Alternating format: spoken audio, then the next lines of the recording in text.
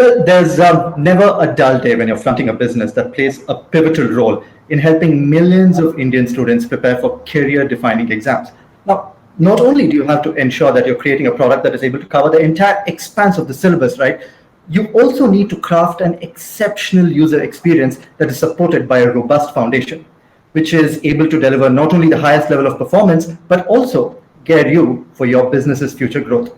Now, Testbook, our featured company today, is the country's destination of choice for students preparing for competitive exams. Now, this could be an SSC exam or an exam that can chart your future in the banking sector or the railways. Testbook caters to 1.85 crore students, and that number is growing. And they chose the Google Cloud platform to power their services. And you need that infra if you're ranked as one of India's top 40 sites. So today we're going to find out how Testbook operates and innovates on the Google Cloud platform and understand their approach to making the most of the plethora of services that are available. And to tell us about how they're thinking and doing, we have Ayush Vashne. Ayush is currently the CTO at Testbook, and he's been leading technology products for over 9 years now. He's also co-founded two startups and was listed in the Forbes 30 Under 30 Asia list in 2018. Thanks for plugging in, Ayush. Hi Ashwin. Hi everyone. Thanks. And leading this conversation with Ayush is Rachit Jain, the EdTech lead for Google Cloud here in India. Rachit has been a Googler for the last 9 years, and he's currently driving the efforts to incubate a vibrant EdTech ecosystem on Google Cloud. Rachit, thanks for plugging in today. Thank you for having me over, Ashwin.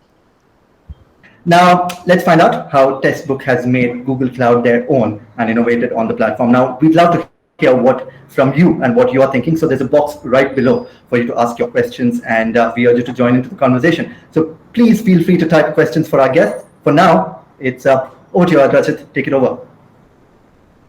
Thank you so much, Ashwin. Thank you for having me over. Lovely opportunity. Hi, Ayush. Lovely to meet you again. Great situation to be in. But before we begin our conversation, I just thought, why don't we take a few minutes and can you tell us a little more about Testbook? I mean, it's a relatively new kid on the block, but has suddenly created so much noise, so much visibility. Can you tell us a little more of what do you guys do? How do you guys go about it? Okay. So at Testbook, I think we've been for around more than 7 years now. The pandemic has definitely helped us win our growth plans, but the target has always been helping people crack exams and get jobs. We are highly focused on the job recruitment piece, which is mostly in the post K-12 segment, where India has a large amount of public sector jobs, which where the examinations went online about 7 years back.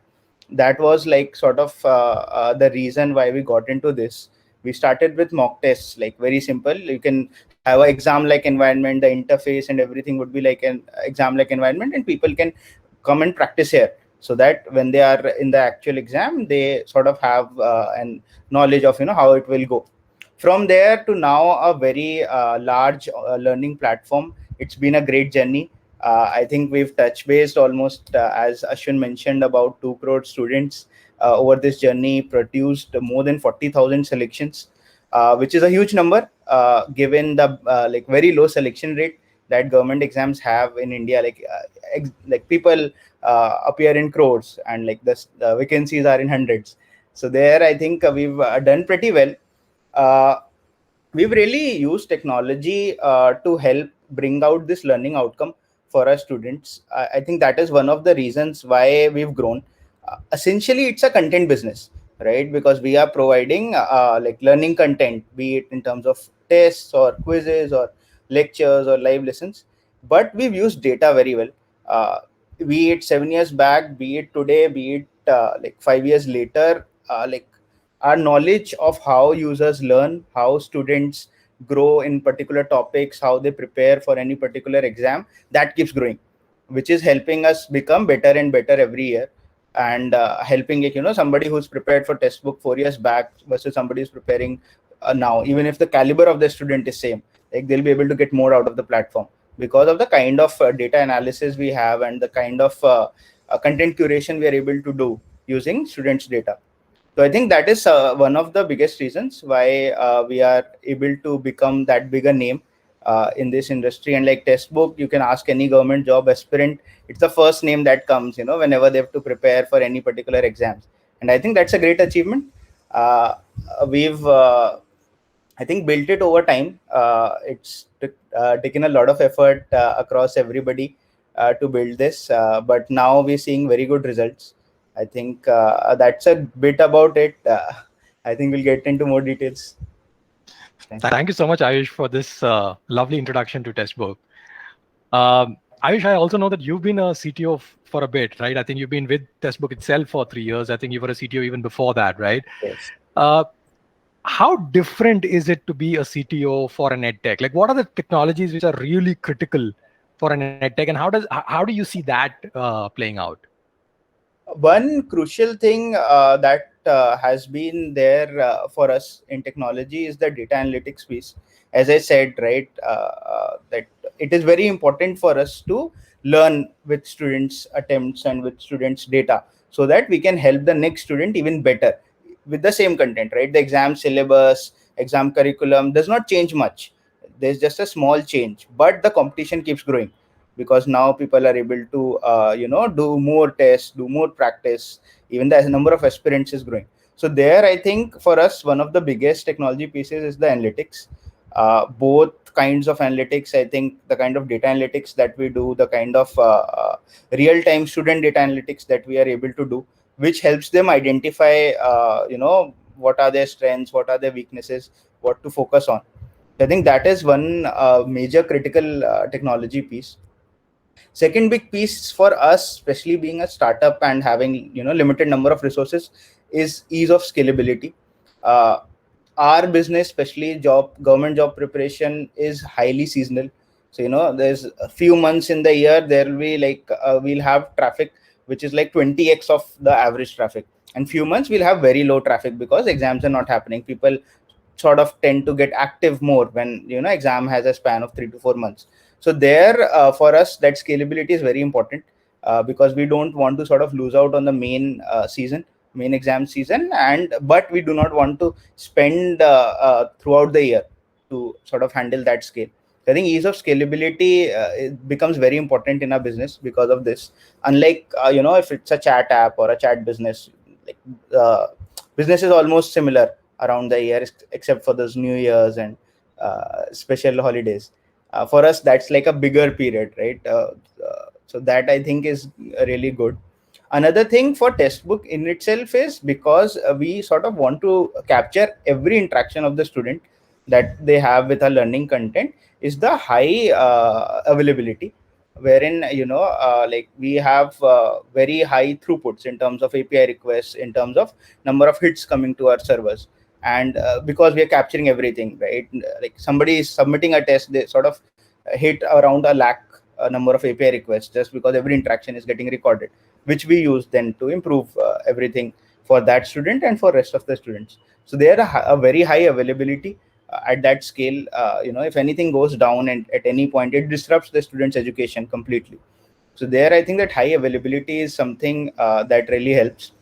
I think these are the three key steps. Otherwise, like the backends, the front ends, the databases, that I think it's very common to most applications. But yes, I think these three will be the key critical components for EdTech. Yeah. Thank you so much, Ayush. In fact, I come from that day and age where I have seen where CBSE results would be out. It would take me like 8 hours to get to know my result. Yes. Don't judge me. I am from that vintage. So I do understand that, all these cloud technologies are very, very useful for businesses which see these sudden spikes, and education by nature is that spiky business. And as you rightly said, that it's not like a commerce application or a chat application that you have a relatively stable kind of a workflow. I know, Ayush, that you went through a huge decision just a few months back where you chose one platform over the other, and I'm glad that you chose GCP. But walk us through that decision. Like, what were the things that influenced you to decide in favor of GCP? What advantages, what major differentiators did you see that made you make that choice? I think one biggest one would be the ease with which our services and microservices can scale. It does not require any manual efforts. It's not that hard to set up. compared to other cloud providers, or something you do in house. So there, because of that seasonality, that ease of scalability becomes very important for us. Some exam notification will come up, and like we would not get time to sort of prepare to scale. So manual scaling is practically not possible for us.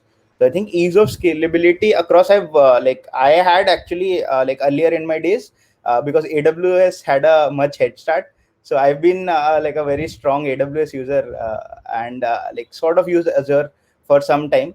GCP was fairly new, but I think the ease of scalability was one of the very important reasons, where it does not require too much DevOps effort. It does not require too much team with which we can scale, and it's reliable. And like it's not, the reliability comes with the platform. Even though back then Google was very new to cloud compared to other players, but I think the reliability was really good. Something that's on the alpha or beta channel of Google Cloud can still be, like, assumed to be very, very stable. And I think we were on the, like, using beta channel services of Google Cloud for a very long time, and they never really showed any signs of going down. So I think that reliability also became a very crucial factor for us, because when you get some new extra features, the only concern is that it might not be stable. But I think everything was very, very stable. We also saw a very good official documentation. I think the way Google Cloud has documented all its small and big pieces with those code samples really helps startups, because we cannot really afford very experienced infra engineers or SREs to manage, even though we are managing a huge workload, but we still can't afford very large SRE teams. So there, the documentation really helps, because sometimes you just Google and uh, it's irony, right? You Google something off Google, but yeah, sometimes you just Google and you get that Yeah. result. But I think that is really good. One other thing that's really specific to us is the high interoperability between Google services. So this is something that was, I think, one of the biggest differentiators. Other things probably are more of where something's done better, but interoperability between Google services, be it services like G Suite, or services like BigQuery, Data Proc, and services Compute, SQL, those network services, those load balancers. I think the interoperability is great. It requires like almost zero technical know-how of how they are operating amongst themselves, but it just works well out of the box. So I think that is also a very critical factor for us to both choose and stay with Google, and make a huge commitment to continue to stay with Google for a good amount of time. Because I think Google is also highly invested in making sure that their services are interoperable. Whenever something new releases, right, like it always comes up with how you can integrate with the remaining of the services. So I think that is another good reason for us to choose Google over the other providers. And Ayush, tell me something. I know that you mentioned that you're largely a content-driven organization. You generate a loads of content, multiple classes, multiple, I think, exams. So there is a huge bunch of content that you guys are sitting on, and I'm sure that throws up challenges around what kind of data management policies do you have? How do you manage all the content?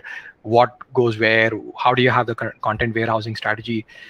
Some of the conversations that you spoke about earlier were mostly around reliability, etc. But tell me a little more of what's been your experience of working with GCP around the whole data management and content warehousing areas. What's been your experience? How have you seen that evolving for you? I think BigQuery is a very big plus for us. The kind of scale it can handle, the kind of speed it provides. There, like, I don't really feel like, even if we actually went out to choose, right, irrespective of what we're doing with Google. We went out when we were building our data warehouse and we were building our ETL pipelines. We went out to choose, like, let's choose the best one, because this is a fairly separate piece, and we sort of want to take that independent long-term call of what we want to go ahead with. And then too, we arrived at that BigQuery as the better solution amongst the other providers. Also, the way it plays out with like the interoperability it has with our logs, with the server data that we generate, with the storage bucket dumps that we generate. I think there, like BigQuery has played a very important role for our data warehousing. We have like the entire data lake set up at BigQuery, using it extensively across our analytics pipelines as well, because there, both storage and querying costs are like fairly under control versus building something of ourselves. We tried doing something with Droid and some other technologies, doing it ourselves, but there, like the cost actually came out to be much higher than building it in itself. And yes, content, like it's a content business enabled by tech. That is what we call, right? Because student really does not matter, how the app looks. Obviously, it will create a huge difference how the app looks, but for the student, right, it's the learning content and how well is he able to grasp it, revise it, verify his learning. So I think there, like we have created so databases. We've actually set up our own using GCP compute instances, primarily because of a huge scale difference that comes when seasonality occurs. But there, I think again, ease of scale, the ease with which compute instances can quickly upscale and downscale, and the customization that we have across CPU and RAM. So that's a very small feature of Google Cloud, right? That you can independently customize CPU and RAM very well, whereas compared to a lot of other cloud providers, you have to sort of choose from predefined sets of instance types. So I think that small component of being able to customize that, I need 4 GB RAM and I need 8 CPU. Like this is something that combination will not be available for a lot of other cloud providers. So I think that customization helps us like create those wide range of databases. We I think have around like 5 or 6 types of huge database clusters spread across compute instances, and like we're able to scale them up and down based on the requirement, which is something that's really good. One other thing that we use extensively is the cloud storage. I think it's super cheap. We really do the cleanup like about once in a year, because the cost effort to identify what is not required is much more than the cost that it's just dumped there. So I think there the bucket policies are like fairly flexible. We can choose what's public, what's private, what has access to what. Again, highly interoperable between the services. We actually have an entire app running on a storage bucket.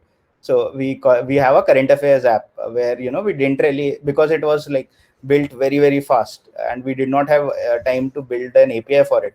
So that still uses the entire thing. So somebody just dumps the entire day's news on a storage bucket, and everybody like, and it has like more than 1 million user base, and it's just directly served from that bucket.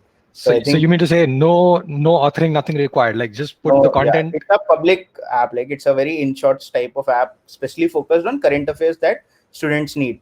We then sort of merged it with our main app as well, because like a main app also students really wanted to use that current affairs section, and like it's all like running through a storage bucket. There's no backend, there's nothing for it, and I think there like we've really used it to a good level, the cloud storage capabilities. Yeah, I mean, I can imagine, because some of the challenges that came up for many of the edtech organizations have been like really dramatic. And I think this is one space where you want to maximize speed over many other areas. So yeah, I think that's an innovative use. And I should have probably thought about it, but good that you did. You did mention that data and analytics plays a big part in your entire value proposition as an edtech player. And I think one of the things that you mentioned was learn from each student's learning journey, and then take learnings out of it to improve your own value proposition to the learners. Can you tell a little more about that? Like, what exactly do you mean by that? How do you go about it? And how does technology in general power up that solution?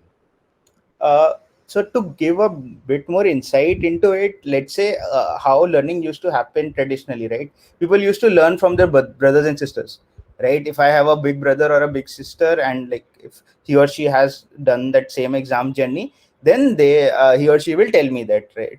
You should do this, you should not do this. And let's say if you are weak in algebra, then you should not try too hard to learn calculus. Rather, you should go and learn this.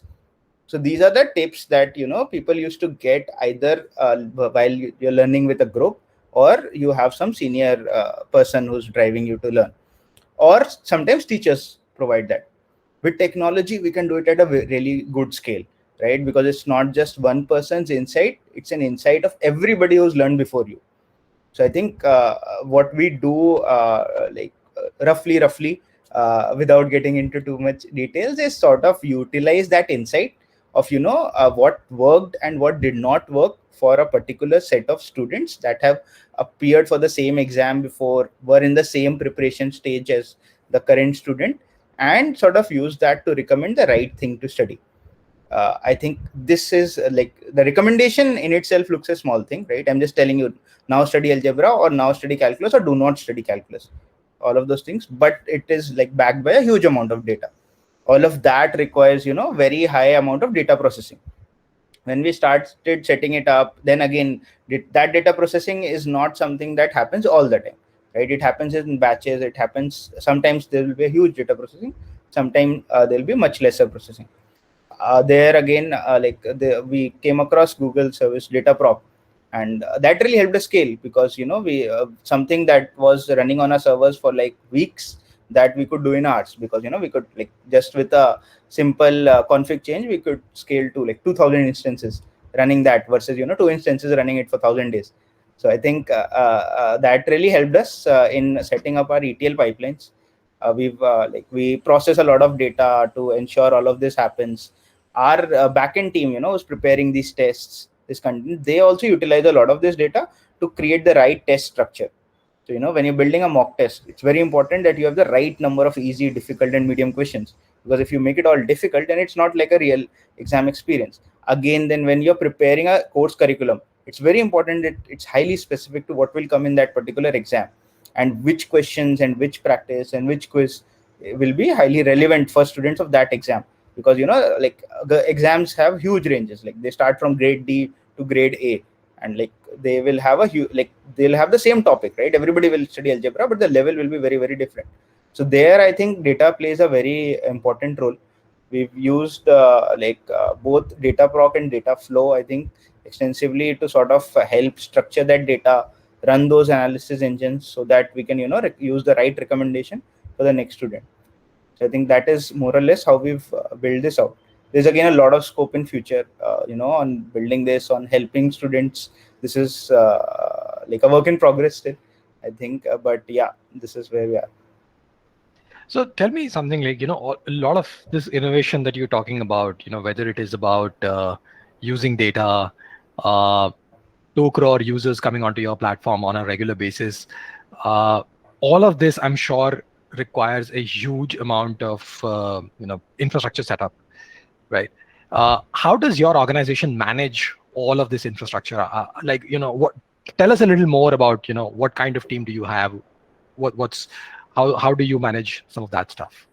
So I'll tell you two very interesting facts about Testbook. In that, one is we have everything in house. So we do not use a lot of services exist, like be it cache, database, where you have that platform as a service being provided by some other player who will manage it, scale it for you. But we've managed to do all of it in house. So most of it on Google Cloud, but yes, all of that is being managed in house. So many database clusters, so many cache clusters, all running in house. And the second surprising fact is it's just a 2-member team, right? That's really doing it. I think there's the huge focus on ease of scalability, ease of using the platform, even ease of SSH with the gcloud terminal command, right? Those are very, very small things, but I think that has really helped us to manage such a large infrastructure with just a 2-member team. And we rarely see downtimes. Like, it's not that that it's we are compromising on availability, or we are compromising on user experience by saving on the SRE team, but I think the way we've structured it, the way the processes are set, and the way GCP makes it easy, fairly easy to pick up new things, not have people with not that high background can still look through the documentation, quickly learn, and start implementing those things. I think that has helped. But yes, it's everybody is surprised, when we talk about the number of requests we serve and the infra team managing it. I think, and like two of them got married. One of them got married recently, and he was not there for like an entire 1 month. And like that, everybody came up and asked, "Ke, ho jayega kya manage?" And it was a huge challenge. But I think still it really worked out, and I think that's really good that we're able to do that in this amount of team. That's quite interesting. I mean, I had thought you'll probably have a few hundreds, or at least a few tens, if not a few hundreds, in your SRE team. But just a 2-member team is I think quite phenomenal. And Ayush, I know I had promised you a googly question, right? Something which is not related to work, which is like outside of this. I think in this area, I would probably want to just get some sense from you. Like, if you have to give like one leadership mantra. I mean, you've been a CTO for a while. We've got a lot of budding technologists in our audience today. Many of them would be probably aspiring to be CTOs at some point in time in their career. What would be that one leadership mantra that you would probably share with them? I think the biggest one would be to really be with the team. Whether it's sometime during those late deployments or when something breaks, asking them 5 times why it's not working, plus versus actually getting into those details, why it's not working. Being with the team, they sort of see you as a friend and not as somebody that they report to. I think that has been really helpful, for driving those people in tech, especially, right? Retention is a huge concern, right? Most of us see it, right? Because there are a lot of opportunities, and you might there will always be a better opportunity for a good candidate where he or she is right now. So I think the biggest leadership mantra is to be with your team, right? Solve problems with them, not get them to solve your problems, right? I think that is something that really helps. It also gives confidence, right? Because now you've been through that journey. You don't need a huge team to do it. So I think that is something that. That's actually interesting because like about a year and 3 months back, the country went into a lockdown, right? So how did you deal with that? Like, because this whole idea that be with the team, bring everybody together, try and get deep into issues. I think it also opened a lot of opportunities for you. I'm sure you would have seen massive amount of growth coming in. So tell us, how did you deal with the whole lockdown situation? Like, what was your response like? How were you able to deal with it?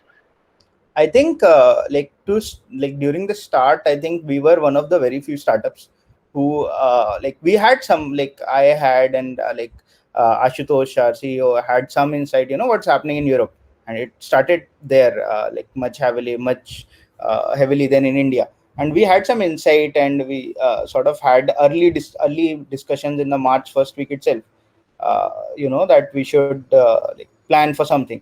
And for us, it was a major change, because till then, all our teachers used to teach only from our studios, which we had in our office. And there was no infrastructure, no training to do that from home.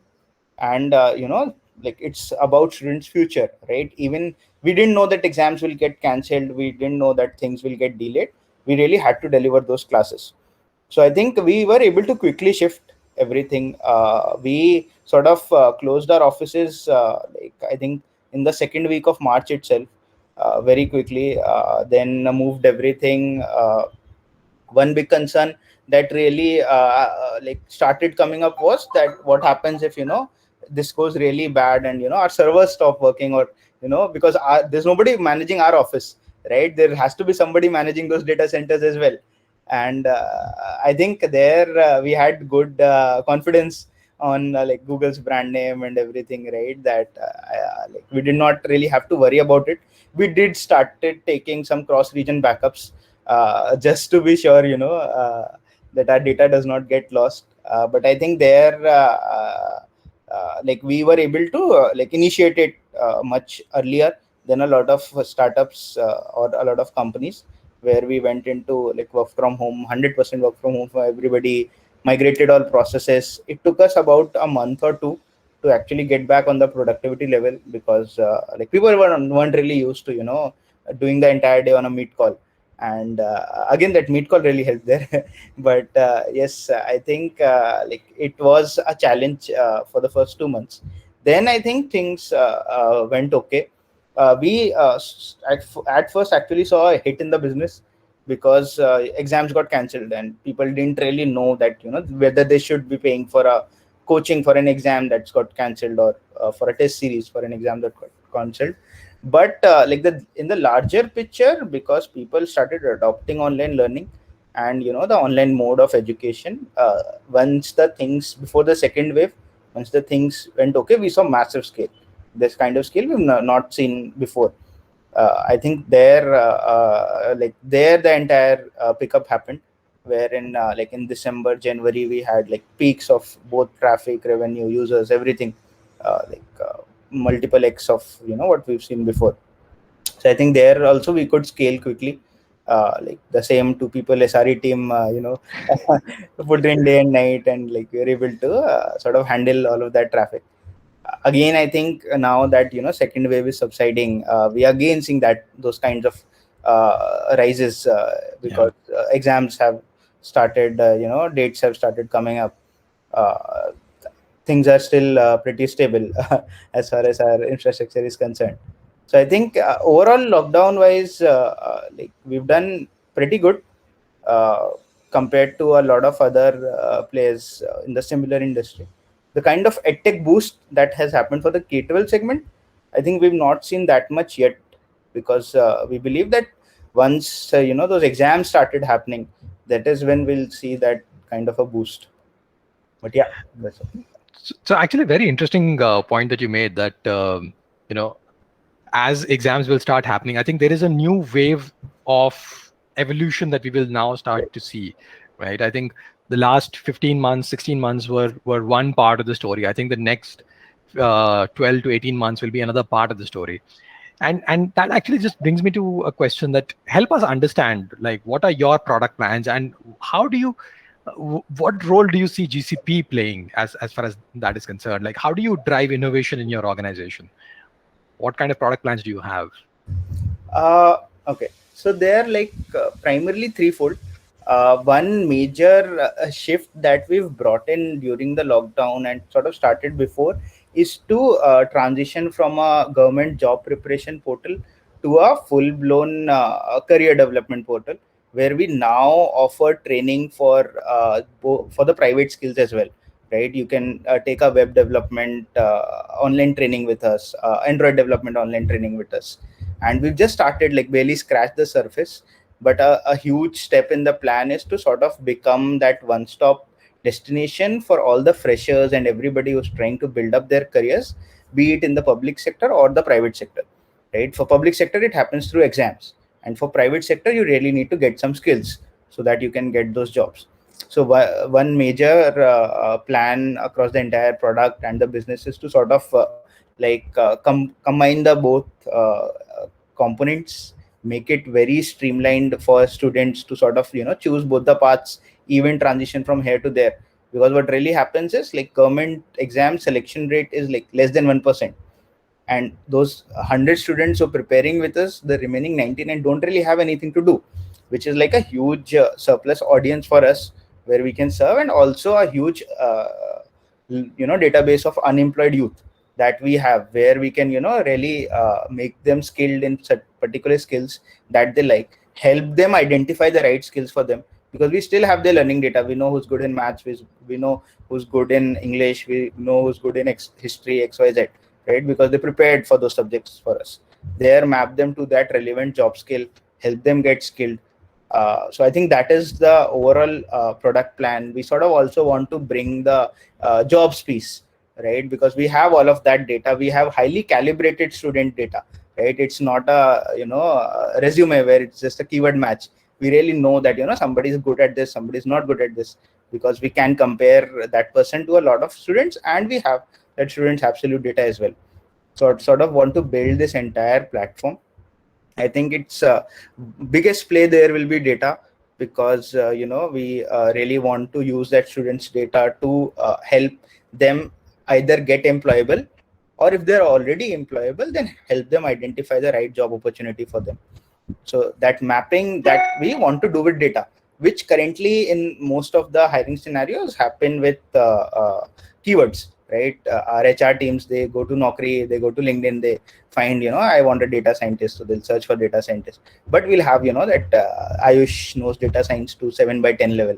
So, so I think that is something that we're chasing overall. And similarly, chasing that kind of a recommendation and adaptive learning for the exam preparation, right? Like I said, learning from students who've prepared before, knowing that the probability of some person learning this particular topic is not good, and it is like this probability is good and has a higher impact on cracking an exam, and using that data to sort of help him prepare better or get the best learning outcome that he or she can. So I think that is the overall system.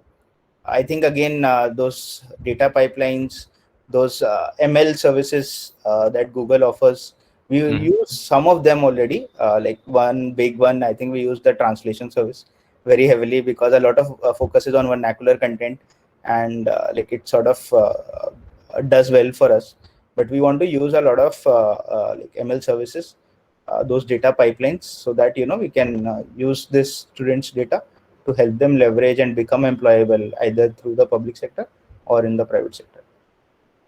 That's quite interesting what you mentioned, Ayush. I mean, I see not just being the ability to build a successful business, but I also see the ability to make a huge amount of social impact around the country's future. So glad to have you on board as a customer, and I'm glad that we are one of the partners in this journey.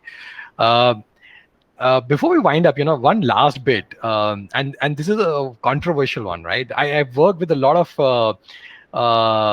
customers who prefer to have a direct relationship with the vendor, because they believe that having some intermediary tends to delay a few things. And I know we are on a Sears event, but tell me, hand to your heart, how has been your experience of working with them? Like, where would you rank them? I think it's been pretty good. Just to give a response to your question, it's true, right? We generally prefer directly dealing with the vendor rather than somebody who's managing things. But for us, the good part is that they're not really worried about making more money of what we pay to Google. I think they've really been helpful in actually reducing our expenses. So I like the recent commitment deal that we've talked about. Even that was not something that we initiated, because like a small team, right? We're tackling too many things, and this never takes a priority that sort of to get your server expenses reduced by X%. And I think like focus on that has been really helpful. From Sears side, they've helped us in managing billing, commercials. We really don't have to get into that. And even while we were going through that lockdown phase, and both our server bill was growing, generally when you're growing, somebody comes up to take up more money from you. Right? And here a good thing was that we sort of reduced our expenses, right? At least on a monthly level. I think that has been good. If you are dealing with Google directly, for example, right, then probably this would come much later for us, when we've scaled up, and then we'll realize that, that let's get something like this so that we'll reduce our costs. So I think that their CSS help for us. Thank you so much for those kind words, Ayush. I was worried when I was asking you this question. I was like, if you say the wrong words, Shashi will stop taking my phone calls. And that's not going to be a happy situation to be in. But I'm glad, and I'm glad, but I'm also not surprised that your experience has been in that form. And thank you so much for making the time and speaking to me today. It was a lovely interaction. Ashwin, with that, I would love to hand it over to you to take the conversation forward. Thank you. Lovely. Thank you so much, Rachit. Now, that was an incredibly eye-opening experience for me listening to Ayush as you craft a business, right, of this magnitude. And really, we're talking about delivering a service that's a real problem solver, pun intended, for everyone out there. So thank you so much. Now, Sears has been enabling companies on their GCP journey to help them emulate that same kind of success that Testbook is seeing, right? And Sears does this day in and day out. Now, to tell us how Sears leads this, we have Shashi Tripathi, who's the Senior Director for Sales at Sears. And Shashi is a computer engineer with over 20 years of digital and IT sales experience. And he's been with companies like Oracle, OnMobile, and Google in sales management. Now, before we head to Shashi, of course, a quick reminder that you can drop in your questions below and we look forward to taking them up. For now, it's over to you, Shashi. Take it away. Thank you, Ashwin. I'll just present my screen and just let me know once it is visible.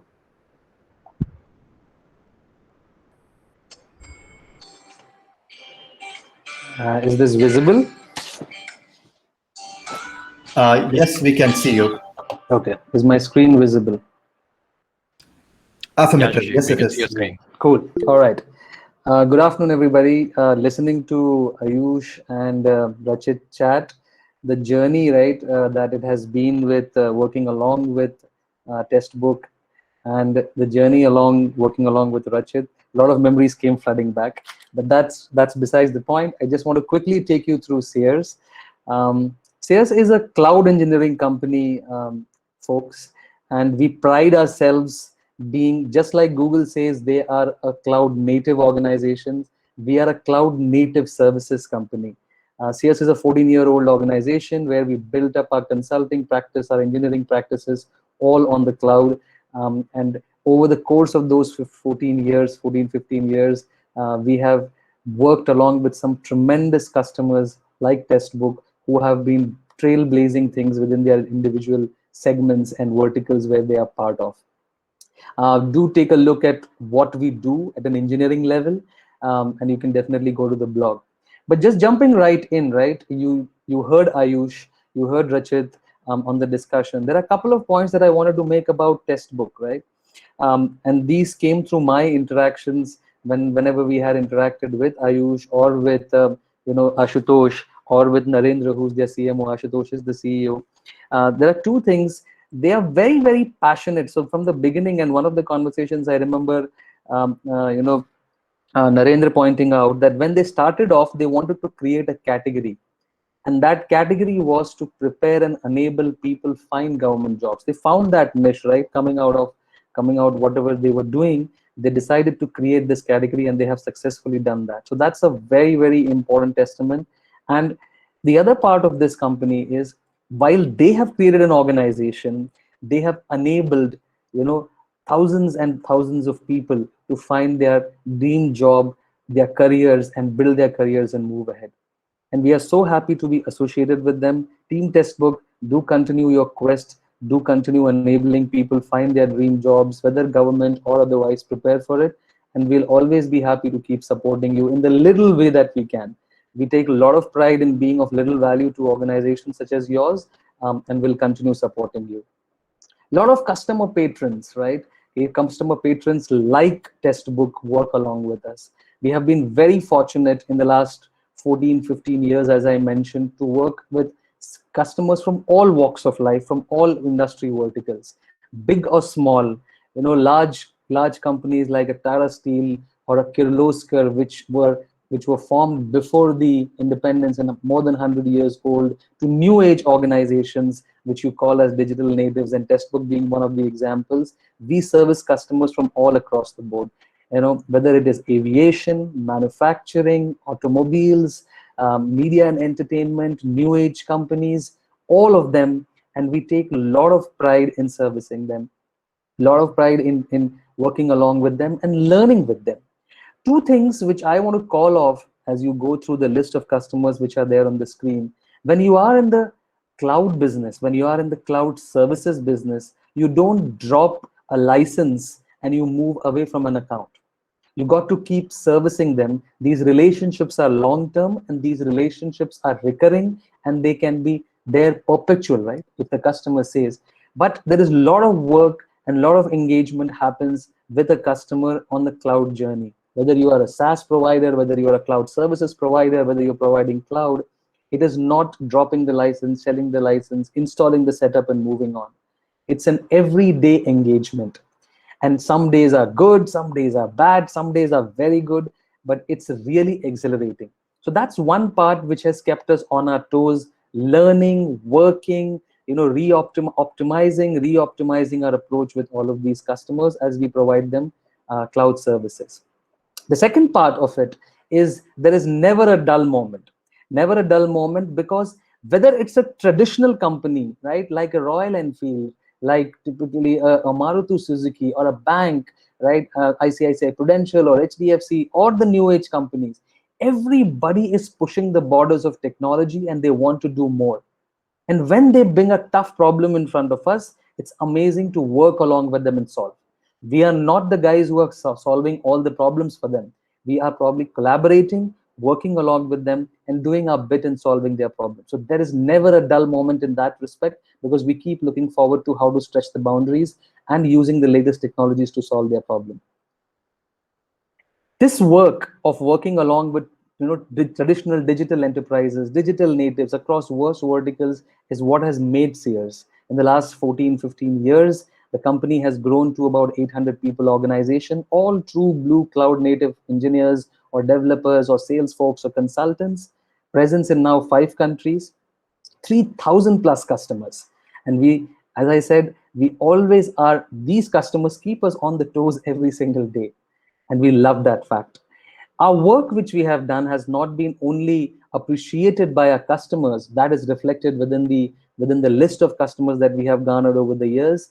Google, our OEM, has been taking note of our work, and they have lauded us, applauded us for our efforts as we have gone forward from them. And we are very, very proud of that. If I just take 2 minutes on this one, which is the little busy looking slide, but simple part of it of what we do. When we talk of cloud, whenever we are talking of cloud, we are talking of either modernizing an application, we are modernizing a data warehouse or a database, we are trying to modernize analytics, right? Application, infrastructure, whichever way, we can be your partners for all of it. You want to move, when we are working with traditional enterprises or traditional digital enterprises as we call them, they are moving their workloads, they are moving their applications from on-premise to the cloud. When we talk of the digital natives, they are moving their applications or their workloads from virtual machines to containers to microservices. So there's always a journey, and there is always part of it. People who are playing around with data, they want to move from proprietary technologies to probably open source databases. They want to move their data lake or their data warehouse in the cloud because the amount of data is bursting. They want to work along with ML models on top of them, create models, train models, and do predictive analytics, right? All of that is up our anvil. So you want to modernize your applications, you want to modernize your databases, you want to modernize in the way which you do analytics of what we call as smart analytics, or only modernize your infrastructure by moving your IT to the cloud, we can be your partners. And we do it all across the board. You can, right from providing you consulting services to actually doing the migration to doing technical account management. We can provide you managed services, 24/7 support. Ecosystem plays. Lots and lots of products are today coming into the cloud world, which are cloud ready and they can be integrated. We have partnership with a lot of those players as well as technology understanding and technology experience to integrate that. What we take a pride on it, and as I mentioned, we are a cloud native engineering company. So if out there, whether you are a digital native, traditional digital enterprises, as I'm calling it, and you need engineering, cloud native engineering experiences, support, consulting, definitely we can help you solve your problems. We are working with Google across the board, not only on Google Cloud. We work on Google Workspace, we work on Maps, we work on the API management layer using Apigee. We have built our own IPs on top of Google Cloud, which we're providing to customers. We have Happier Work for the entire HR modernization, and we have Recognic for document management and document intelligence. So these are our products which we are building, and that's the testimony of our deep engineering experience that we have. So whatever may be your problem, large or small, in modernizing your application, in modernizing your data, in modernizing your infrastructure, CS can be a very, very strong partner for you. How do you get started? Very simply, you can see my email address and my number. You can definitely reach out to me.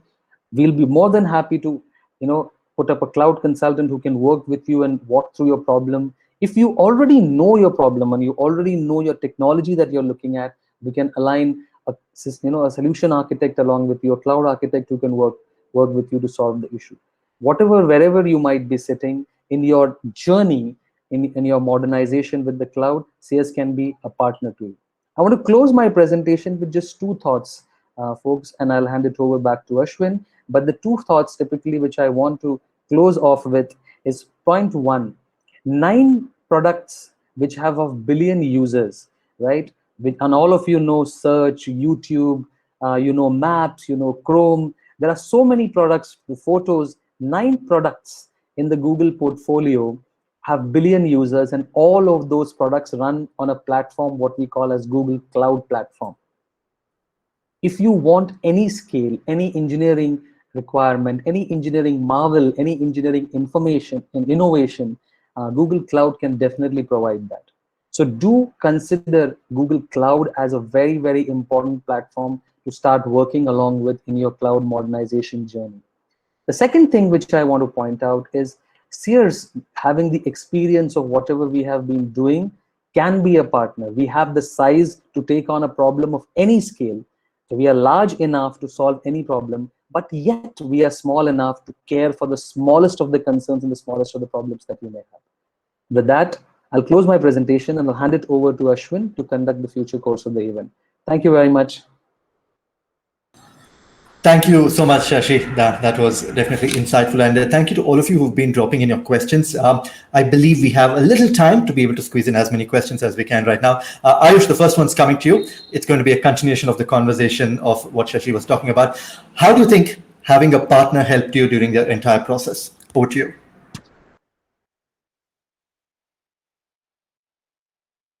You're on mute, Ayush. Sorry. I think, like I mentioned before, like having like a partner, manage commercials, be there for you when you're stuck, because a startup gets stuck a lot of times, right? We do not have those experienced people who've seen this before. So like just having that safety net, that if something you're doing terribly wrong, there is somebody that can help you with it. Something that you're stuck with, there's somebody who can either solve it for you technically or connect to the right Google Cloud folks to help you solve it in a better way. We've had instances in the past, right, where we were stuck with when we started experimenting with Kubernetes, and it was new for a lot of us there. Like, we had some tremendous help from the team. So I think so that has helped us overall, and like we do not really get charged for it. So I think that is the greatest part, right? It's easy to get paid advice, it's hard to get good free advice. So I think that has been really good. Thanks for that, Ayush. Now, Shashi, I'm going to come to you because this is a question that is in line with what Ayush was just talking about. What's the benefit of engaging a partner like Seers in GCP adoption versus people wanting to do it in-house all by themselves? So there are, if you ask me, 2 or 3 things. If you have the engineering wherewithal within your own organization, like Ayush was mentioning, then the partner who has the experience becomes your sounding board, right? Sounding board for anything that you want to pick up. That's one part of it. They want to try a service, they want to pick up some part of it, happy enough to do that. The second part is you build an architecture, you build a solution, you need a second view, you need a second opinion. The partner can definitely provide to you. The third part is any new service which gets launched from an OEM like Google, right? Or basically, and they are bringing part of it in an alpha and beta, getting that access to you and working along with you and planning of how you do adopt it. That becomes the third part of the whole story, right? So if you don't have the technical wherewithal, so I just mentioned typically, and if you don't have the technical wherewithal, give all of the responsibility of setting up the infrastructure, running the infrastructure, managing the infrastructure to the partner.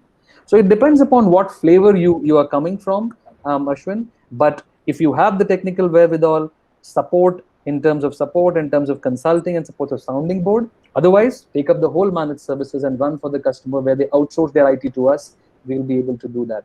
Top this up. Because we are a large partner for Google, Google does provide us with some financial benefits, and we are also always happy to share it with our customers. So there are always financial benefits that comes in from buying through us. So those will be the benefits of what a partner brings to the table. Lovely. Thank you for that, Shashi. Rachit, I'm going to pull you into this discussion now. We have somebody asking in, how has Google Cloud been able to help organizations mitigate the effects of the pandemic? And if you have any examples, possibly to help us understand that better. Sure, Ashwin. In fact, the pandemic has been very hard for many of us, and many organizations have gone through their own sets of ups and downs. I think I'll start by answering what is Google doing at a larger level to try and help people deal with the pandemic. So whether it is about trying to make information more accessible. So if you go to Google search, for example, today, and you try to search for COVID symptoms, for example, or you search for vaccination availability, right? We're trying to really improve the quality of search results that you get back over there. Or you go to YouTube, you're trying to put together some verified content which can actually be authenticated and it's coming from curated sources.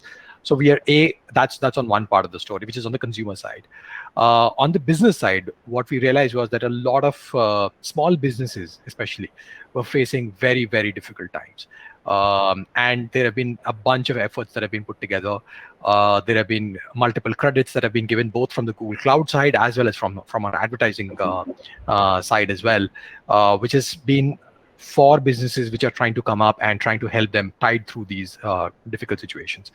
Then there have been situations like, for example, in the edtech space, which have been, while the whole world is getting locked down, like some of our businesses have just been on skyrocketing. Like if you talk about e-commerce, for example, if you talk about edtech, some of those businesses have really needed to show resilience and scalability. And we've worked very, very closely with them in trying to help them and in trying to make sure that they don't lose out on their promise to their customers. So whatever is the value proposition that these organizations have presented to their customers, they're able to hold on to those promises by being absolutely resilient and being highly available. So there are various elements of response that Google has put together.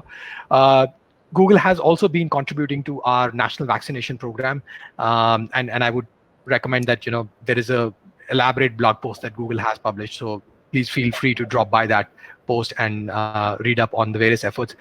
I'm hoping that we are seeing the end of it, and we will see a post-pandemic era soon. I want to add a couple of things here, Rashwin, and from what Google did, and I can speak in from experience because we were servicing customers along with Google during this whole period of time. When the pandemic was at heights, Google made its entire G Suite product of Meet and Meetings and the G Suite Essentials free for customers. People could adopt it, start running their businesses, do and drive that.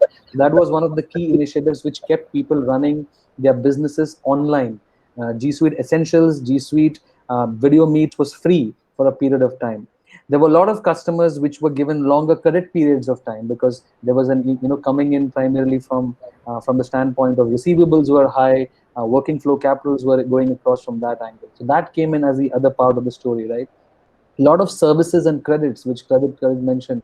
I know situations of cash flow managements where certain products and services had to be tried by the customer. And during this pandemic period, those services became essential for them. So those kinds of services were provided in terms of credit and a long period. So financially as well as technically, apart from the platform being resilient, Google did contribute, and customers are out there who can bear testimony to that. Lovely. Thank you for that, Rajat. Thank you for that, Shashi. Ayush, I think we've got time for one more question. I'm going to come to you, Ayush. And somebody's asking about the specific capabilities of the EdTech industry. Can you share with us how Google Cloud helped you deliver on those specifics which are unique to your industry, the EdTech space? I think one of the biggest specifics is the scalability because education is highly seasonal, right? Be it in terms of exam announcements or result announcements. There, when we see a lot of traffic, I think both from the ease point of view and the reliability point of view, scalability has been really good. I think the second one would be the data pipelines and the data storage and the data analysis, all of that we really need to do, right? We don't have an option to sort of not do it. So there, I think Google's services have been really helpful for us. And working along with, Lovely. I'll add So much for just one part, Ashwin, before we close off. I think this is important for also people to take from the textbook case study or the case story. I am not an expert on edtech, but I know the spectrum and the whole channel of services which Ayush and team use. They use everything from the Google portfolio. They use infrastructure. They use all the services of data. They have used ML and APIs. They are building their own models, and anything and everything that you need to build the business, they have, they have used from the Google portfolio. So I may not know the edtech requirements, but knowing from textbook, they have harnessed the power of all services across Google Cloud.